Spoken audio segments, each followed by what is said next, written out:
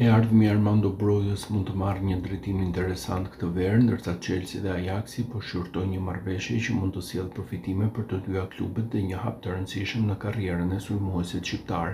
Mediat britanike raportojnë se londinezët janë të interesuar për Jorel Hato, një nga mbrojtësit më premtues të akademisë Ajaxit dhe një lojtar që ka zgjuar gjithashtu interesin e klubeve të mëdha si Arsenal e Liverpool.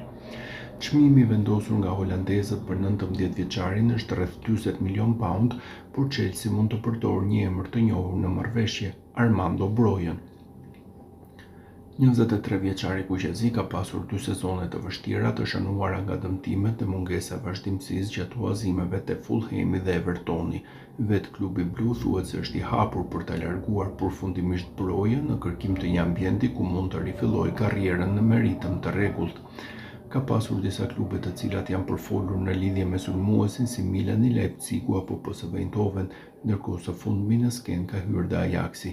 Një shkëmbim i mundshëm mes Brojës dhe Hatos mund të jetë formulë fitimprurse për të gjithë. Chelsea do të siguronte një mbrojtës të talentuar pa shpenzuar shifrën e plotë të kërkuar nga holandezët, ndërsa Ajaxi do të afronte një sulmues me potencial të lartë që kërkon rikthimin në formën e tij më të mirë.